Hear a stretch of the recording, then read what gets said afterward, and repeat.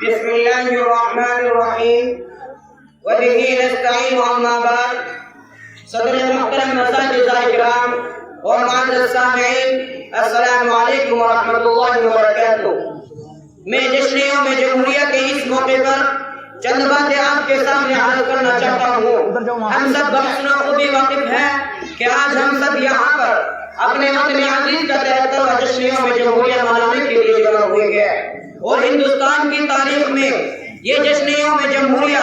سن 1950 سے بڑی دھوم دھام اور پرتپاک انداز سے منایا جاتا ہے۔ سامعین کرام، کیونکہ آج کا دن وہ دن ہے جب کہ ہمارا ملک ایک جمہوری ملک بنا، جمہوریت کے معاملے ہوتا ہے ایسی حکومت جو بائی دا پیپل اور the people for the people who, ایسی حکومت جو عوام کی ہو، عوام کے ذریعہ ہو، عوام کے لیے ہو۔ اس سب سے اہم بات، ہمارے ملک کا قانون، ہمارے ملک کا آئین بھی آج ہی کے دن نافذ ہوا تھا، کیونکہ ہمارے ملک کو آزاد کرانے کے لیے عوام و خواہ اور تمام مذاہب کے لوگوں نے آزادی کی لڑائی لڑی، اور ہمارا ملک بن جا کر 1947 کا آزاد ہوا۔ لہذا ملک کو بہتر طریقے سے چلانے کے لیے ایک دستور، ایک آئین ضروری تھا، کیونکہ یہاں پر مختلف مذاہب، مختلف زبان، مختلف ذات کے چاہنے اور ماننے والے لوگ ہوتے تھے۔ چنانچہ ہمارے علماء کرام کی رہنمائی و قیادت میں اور ڈاکٹر بھیم راؤ امبیڈکر کی صدارت میں 2 سال 11 مہینے 18 دن میں ہمارے ملک کا انتخاب کروایا گیا، اور ہمارے ملک کا قانون 26 جنوری 1950 کو نافذ کیا گیا۔ اس کے بعد ہندوستان میں جمہوری طرز حکومت کا آغاز ہوا،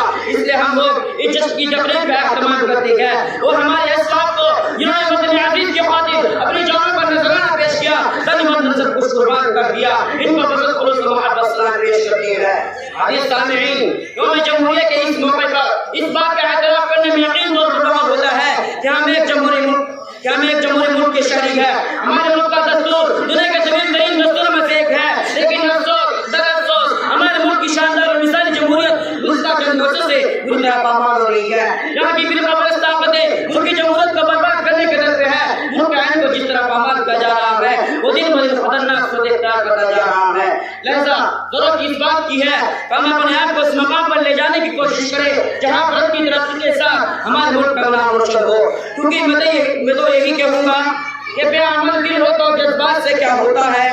بے عمل دل ہو تو جذبات سے کیا ہوتا ہے، دھرتی بنجر ہو تو برسات سے کیا ہوتا ہے عمل لازمی تکمیل تمنا کے لیے، ہے عمل لازمی تکمیل تمنا کے لیے، ورنہ رنگین خیالات سے کیا ہوتا ہے، وما علینا